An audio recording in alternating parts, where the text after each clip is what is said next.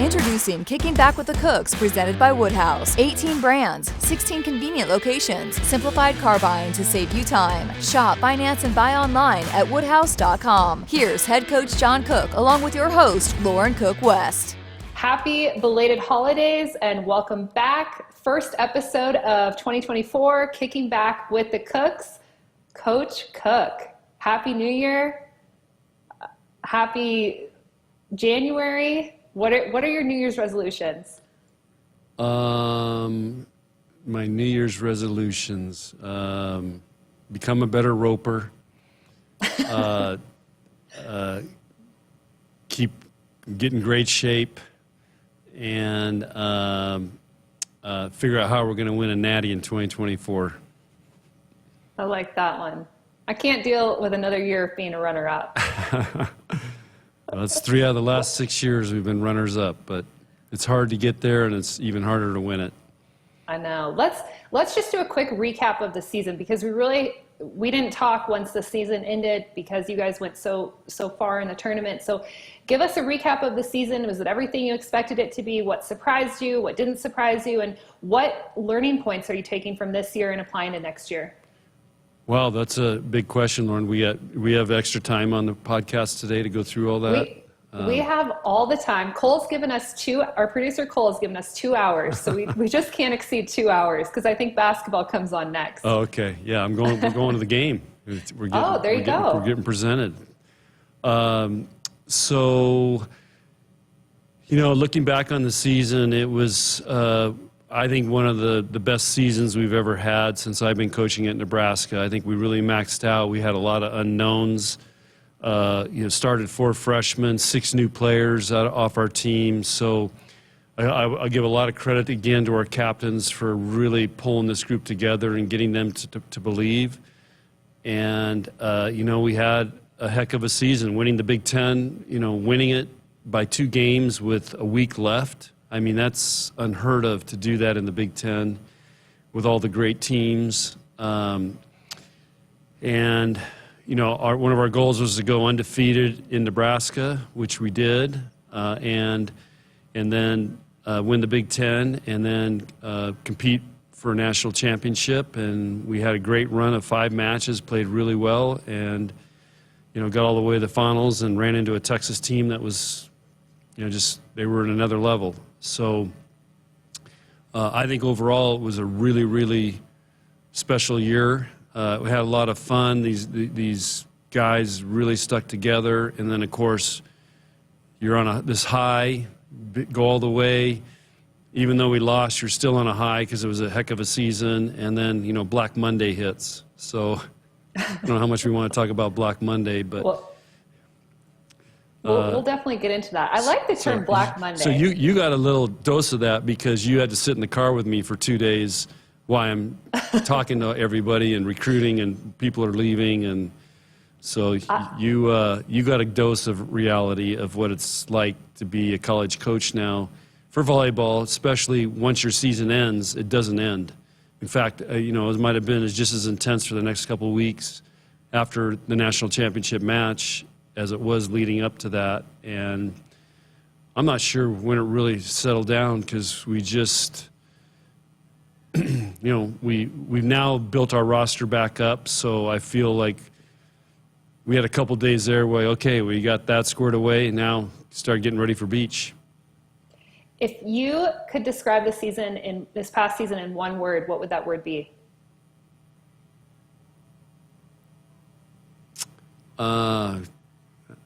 Yeah. I love it when I make you wordless. Yeah.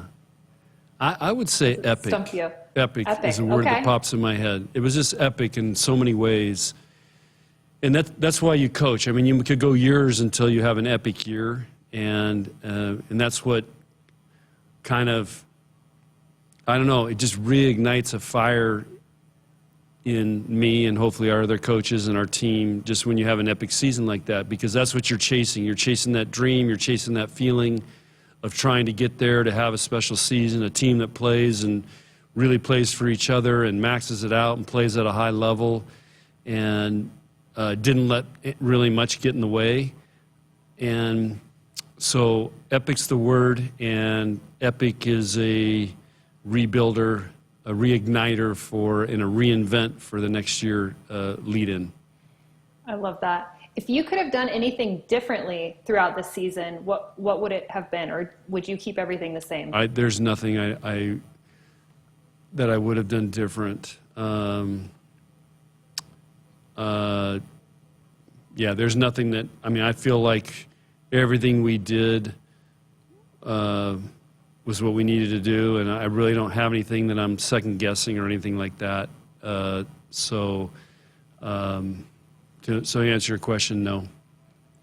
I have to tell you, or admit to you, I love it when I'm in the background when you're doing recruiting calls. I could listen to those calls all day. And you know what's funny is I should probably create a list, because there's been a lot of times where I've been in the background eavesdropping and someone commits, or something great happens. I remember when Brianna Holman committed. I remember being there for when Nicklin Hames committed. It's just, or when you offered, I remember Kayla Banworth offering her an assistant job at Nebraska, when you offered Kelly Hunter. There's been so many different moments or big moments for Nebraska volleyball that I got to be in the background for, and I should make a list. I know it's a lot of the times, there's a lot of stuff happening over that Christmas, break, and a lot of those things you just mentioned all happened over Christmas break. So a couple of them were in the summer, though, and we were in the mountains. So we were a couple of big ones in Big Sky. We were up there. Nicklin. Yeah, Nicklin, but then also Madison Lilly dumped me. I still remember where I was at down in Bozeman, or in Big Sky. On the road I was at, I was with a realtor looking at a lot, and she called me, and I thought she was going to commit, and she dumped me. So, but anyway, those are some of the things that you never forget. No. Well, so you mentioned you ended the season, and then you were busy away. You were working, trying to figure out and we'll get into the transfers and all of that here in a second, but you had players transferring, you were trying to bring players in to get that roster number back up. What else have you been doing in what is considered your downtime postseason? Really, well, we just also, Brian Magantang, our video coordinator, tech guy, he's been here for several years now. He just got hired away for Las Vegas, so that's one thing I was dealing with, talking to the Las Vegas coach, talking to him, trying to just, manage through that, recruiting, and then just trying to get our staff ready to go. And all the, working on scheduling, that is a constant thing, working on scheduling, our spring schedule, our fall schedule. And of course, we just opened up camps last week. That's wild. And then the other big thing is I started speaking. So I had 2 speaking events last weekend. I have several speaking events over the next month, basically.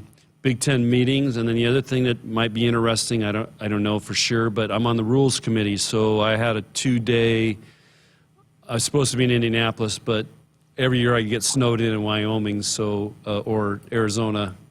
We couldn't get out, but so I do the Zoom because everybody else goes to Indianapolis. But I've earned my stripes. I can zoom in on that. But that was really interesting, and we actually made some pretty major changes in the rules. They're still not final, but double hits are now allowed. You may be able to challenge plays over the top of the net.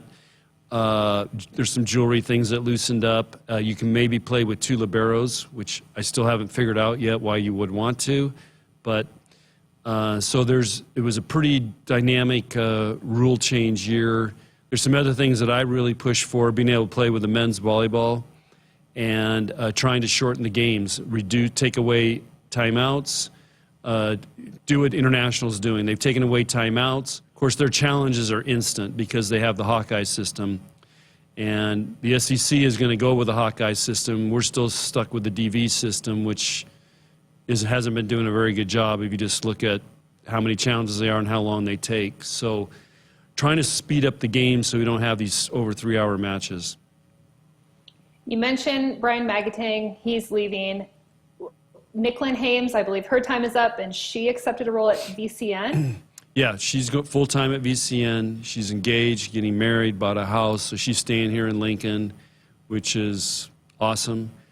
Brian, he's driving right now to Las Vegas.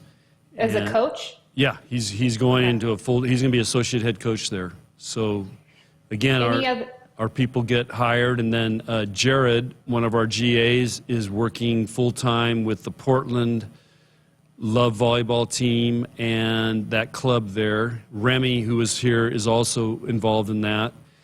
And so those are our two grad assistants, Brian, and then Jordan is still trying to figure out her schedule. In fact, I've got to sit down with her and we got to map it out. She kind of has a plan on what she's going to do, but she'll pretty much, by the time we get to April, will be full-time in Anaheim and training for Paris. So, but she's in training right now with Kennedy, and it's pretty cool. So Kennedy gets to train with Jordan, and Jordan's in there training hard right now. And then once a month, she'll go back for a week to Anaheim and train with Jordan Poulter and Karch. The rest of the time she's training here, and then she can't coach beach, neither can I. So we go to weights and just around, and then we'll have goal meetings starting tomorrow, and it's going to go by really fast because we basically are playing beach in a month. And then we have a month beach season, and then we're into our indoor season. So this semester's going to fly because it's just, I don't know, everything's crammed in because we started so late. We just started school yesterday on Monday the 22nd. So very late start, and we'll go a little bit later into May. We know Jordan's trying to play in the Paris Olympics. Will she be back, though, in the fall to help coach? She will fly from Paris to here to be ready to go, and she'll start.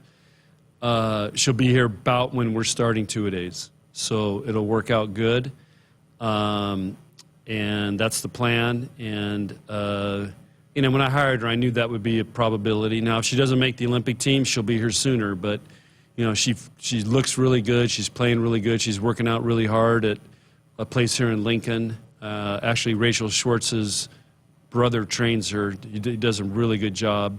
I've seen some of the stuff that she does. So that's kind of what we're doing. Talk us through the beach volleyball season. So we've covered that. I heard a rumor that because Kennedy's not playing beach, and I think there's someone else that's not playing beach that I'll let you talk about and why they're not playing, but you're low on numbers for beach, so you had a beach volleyball tryout? Well, kind of. Okay, you got to think about it this way. We lost 4 players. We gained two freshmen, Skylar and Olivia, who are very good beach players.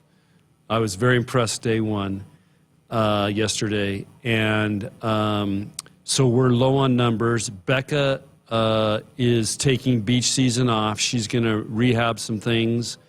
And so that puts us at 11.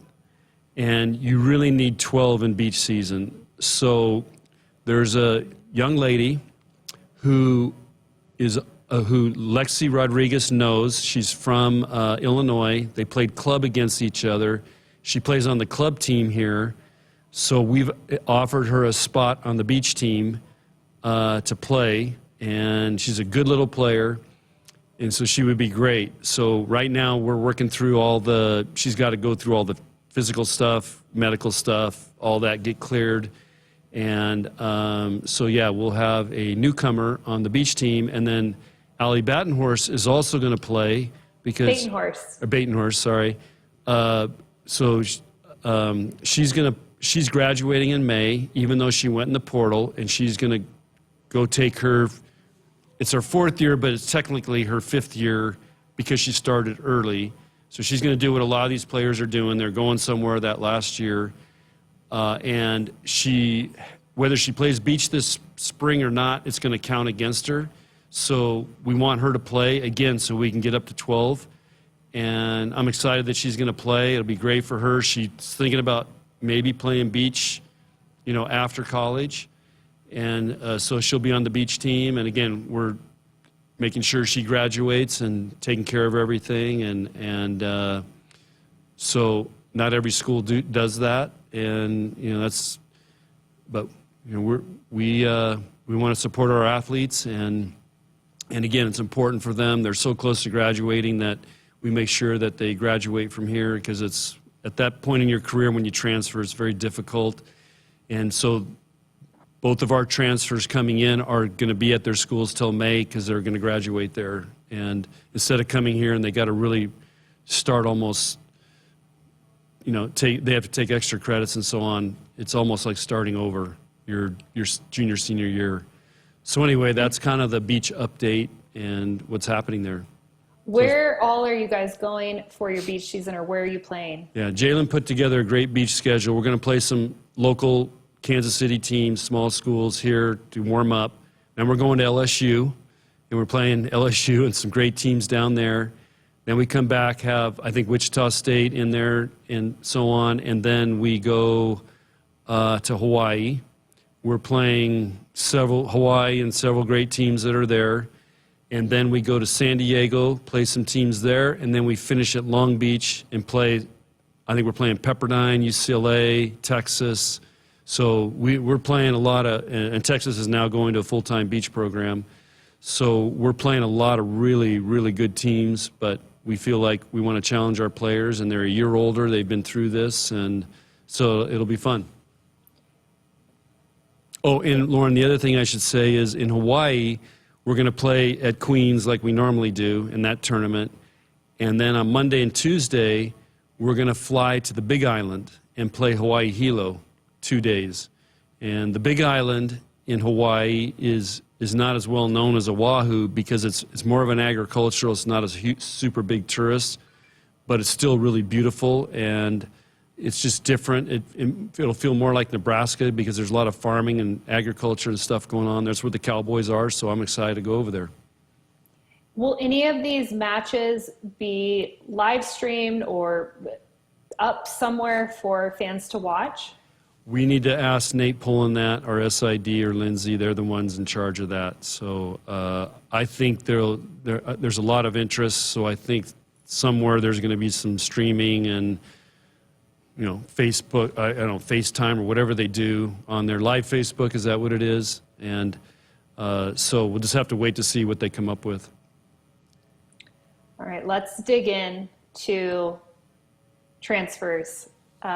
Players that left, players that are coming in, what you can and I know there's some things you can't talk about, can't discuss, but tell us who's transferring out. I know it's been put out there, but talk us through that, and then who you're bringing in. Well, I already mentioned Allie is leaving in May. And she hasn't decided where she's going, correct? No, not that I know Okay. of. She hasn't shared that with me. So Caroline, Black Monday was Caroline, Hayden, and Maggie all came in, and Caroline and Hayden said they were going in the portal and leaving, and of course, very quickly they found another school. Caroline's at Penn State. Hayden went to Tennessee. And then Maggie was kind of in crisis. She was looking at, do I want to play basketball? Do I not want to play basketball? Do I want to transfer for just volleyball? Do I want to transfer for both? Do I want to stay here? So she was really, we had several conversations with her, just talking through things and what she wanted, and ultimately she decided, and she's waited quite a while, ultimately she decided she was going to be finished with basketball and focus primarily on volleyball. She also ended up at Penn State. So with those four leaving and then the freshmen that you had coming in, what did that bump your roster down to? To 12. Okay. And so we were thin at outside hitter, and we're thin at middle. And so we had to go to work to try to have, you want to try to have at least 5 pin hitters, and you want to try to have at least 3 middles. So we actively pursued a middle blocker, and we have a transfer coming in, but I can't talk about her yet. And then the outside hitter position was Taylor Landfair, who has signed her papers and all that. So but again, she won't be here till May. She just had her official visit here this past weekend when it was 20 below, but she was in Minnesota. She thought we were having a heat wave here. Yeah, exactly. And she's got this thermal coat. She calls it thermal coat. And so she was pretty warm. It didn't bother. I was really worried. Like, oh my gosh, she's going to come here and think this place is the Arctic. But it was like nothing for her. You know, I was freezing. But so anyway, now our roster's back up to 14. We built a little bit of depth, and I think there's going to be some great competition. And our team became a little bit older because Taylor's technically going to be in her 5th year, but she has 2 more years left to play. And the other middle blockers we're recruiting were all 5th-year players, so they basically have 1 more semester left, and that's kind of who we were targeting. If you're wondering who this middle blocker is, just go to Instagram, Twitter, Facebook. Nebraska Volleyball posted or reposted her post, so it's up there, and you can look and find her there. I want to ask you, and maybe this is something you can't answer, but with the players that left, does it have to do with playing time? Does it have to do with NIL? Are there other factors that play into that? What's the main source of players leaving programs? And maybe it's not just at Nebraska, but across the board. Why are we seeing so many players transferring so often now? Well, first of all, the portal makes it very easy to go. So you could just literally send an email and you're in the portal, and then you can go get recruited. So it's very easy to transfer. So and so people are going to take advantage of that. I think in our case, all 3 players that transferred, Allie played, so would be the exception. But Allie's, I think, is kind of similar to what Ani Evans did and what Kelly Schwarzenbach did. They want to experience something else their last year. And I'm totally supportive of that. And, it's, they can go get their master's, have a new experience, try a different part of the country, conference, whatever, maybe play beach. And so that's Allie's situation. The other 3 were all younger players who weren't getting enough playing time, probably, and they want to play. And again, that's one of the trade-offs. We had a very young team, started 4 freshmen, so you're looking at, okay, when do I get on the court?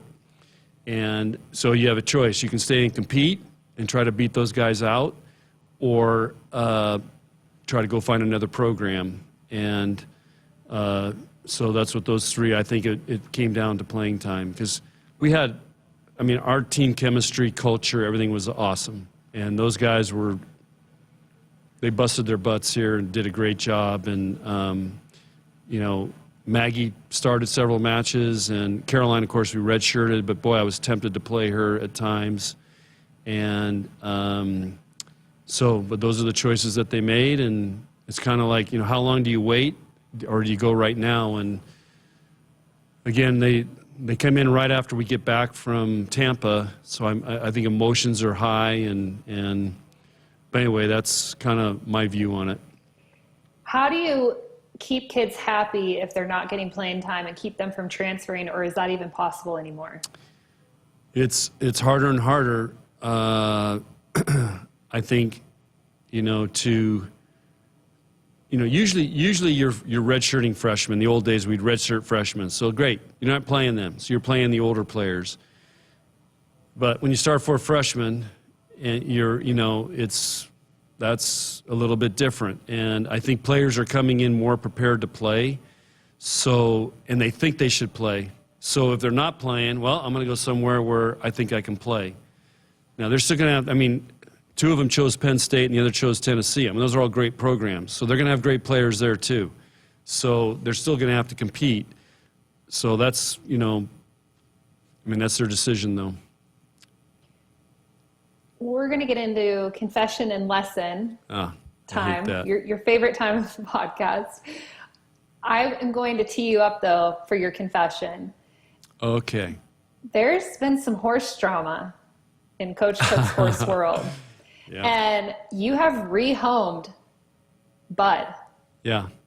You're probably going to get a lot of pushback on social media for this, but Bud has a new home. I'll let you talk about that, but I want to know if he's going to be replaced. I have 2 horses now, Reba and Reggie, and of course, your brother has been riding them, and so if he wants to get in their horse, that's up to him. Horses need a job, and Bud's not a roping horse. He's more of a trail horse, buddy horse. And so I've been talking to Lindsay because Lindsay's got 4 boys. Lindsay Peterson. Yeah, Lindsay Peterson. So we kind of decided Bud might have more of a job with 4 boys and being used more and kind of used he's a great horse to put somebody on and lead him around and kind of learn how to ride. So we just thought that would be better. Because Bud wasn't really getting ridden because he's not a roping horse. And so that's kind of that decision. And Lindsay's fired up and the boys are fired up. And of course, her youngest Nash is your daughter's boyfriend. And so anyway, and he told Lindsay that they hold hands, which they were at Final Four. So that's kind of what's happening, and of course it upsets your mother, who loves Bud, and Bud's a sweetheart. But did you cry when Bud drove off into the sunset? No, and kind of the timing was, one of my friends was coming back from Arizona to Nebraska, so he had a 4-horse trailer, so he had room in his trailer. So we thought, okay, it's going to be hard to get him back here, so let's do it now. And of course, Bud comes back, and it's 20 below. But Bud's got probably the nicest horse blanket in Nebraska. It's because at Wyoming, we had to get him a really nice blanket. I mean, this thing is super thick. It's like a down jacket. So he was staying warm.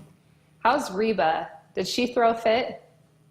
No, Reba's buddies with Reggie, so she's moved on. Yeah, she's moved on. She probably misses Bud. They probably miss each other, but yeah, they move on really quickly. What's a lesson you can leave us with today to end this podcast or this episode? A lesson.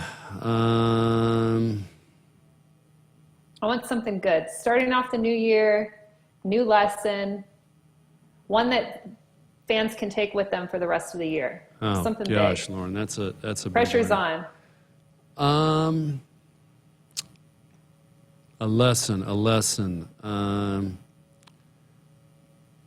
I think the lesson I can think about right now is that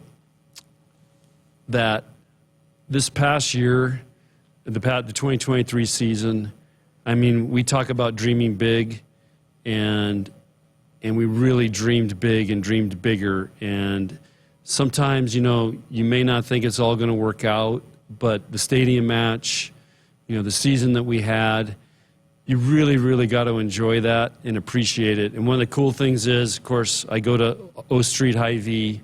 That's where the pulse of Nebraska volleyball is in the O Street Hy-Vee. Because I hear from everybody in there when I go in there about our volleyball season, how much they appreciated it. But I've already started speaking and I've been around the state. People just love this season. They love volleyball. They love the volleyball team. And I think we got to make sure, those seasons are not every year. It's not automatic. And so I think the lesson is, people really appreciate it and they're super excited about 2024. But what the lesson I've got to teach our players is we can't rely on 2023. It's a new season, new team, and we're going to have 4 new players. So we got to start over and build. And but the lesson is continue to dream big and try new things. And we didn't talk about the Vegas deal I had going, which is, we wanted to play USC and UCLA to kick off the Big Ten in April at the South Point Casino in Vegas, which has a 5,000-seat arena underneath in there, and it would have been awesome. But the NCAA won't grant us the waiver to go that far to play. So we had to punt that last week. But that was the next big dream that I've been working on for months. And South Point Casino is actually owned by a Nebraska family. So it was a kind of a cool connection, and everybody was ready to go, but can't get the waiver, you can't go. I'm sure you're already on to dreaming about something else and planning something big. Well, we're working on a couple things. So we'll see what shakes out, and have something to talk about on the next podcast, whether it worked or not. But I want to end. My biggest thing is I'm trying to get us to be able to use the men's volleyball, and that they use in college men and internationally, and the USA programs use them. That's been my latest big thing, but that's not flying very fast either. I want to end with what I spoke with you earlier on the phone today, and you told me saying what you should say instead of saying thank you. I think that's a really good lesson. And what means more than saying thank you? Well, your mom, Wendy, sent me a study that they did on how to thank people. And it was a study with working with people and so on. And so instead of saying thank you, you say, man, Lauren, I'm really grateful we did this podcast. And those are the magic words. I'm really grateful, and that scientifically they showed in the study that that's way more powerful than just saying thanks or thank you. So is that what you're talking about? Absolutely. Are you actually grateful that we did this episode today? Yeah, always. It's feel like it's been a long time. I think people are going to be, like, what the heck? What have you guys been waiting for? And well, a lot's been happening. Yeah. You have literally not had a minute. I mean, you were supposed to have some downtime after the season, but as everyone just heard, it's been go, go, go. And I would agree. You've been more busy postseason than you were during the season. I know. It's been kind of crazy. And, but that's the new world of coaching. And so we can complain about it or we can adapt. And the great ones adjust. Great ones adjust, and it's a great challenge. And, so anyway, but the players that are staying here and returning, and I think they're very fired up, and they were already working really hard day one on the beach, which that is not easy to go in that sand the first day. It's brutal. You feel like your lungs are going to give out. Yeah. And your legs. Yeah, they got after it, so it was pretty impressive. Well, thank you so much for your time today, Coach Cook. Cole Hartman, thank you for producing this one. Nick Burkhart for editing it. And to all of our loyal listeners and fans, thank you so much for tuning in to another episode of Kicking Back with the Cooks. We will see you all again next month, which also happens to be, Coach Cook, do you know what next month is? Oh, yeah, Lauren, it's birthday month. So birthday month. Yeah. Maybe we'll do a fun giveaway. We always say that, but we should actually do some sort of giveaway. Okay. Maybe you can sign something like something Adidas. Maybe Adidas will loan us or lend us something, and you can sign it and we can give it to a fan. I got some stuff we can give away. Some stuff from the stadium match, stuff from the Final Four. So we got some stuff. I've got a red cowboy hat. There we got go. a nice red beanie. It says Huskers on it. So we got some stuff we could do. Have fun with it. We'll celebrate my birthday and do a giveaway while we're at it. Okay, sounds good. Well, as always, thanks again, and go Big Red.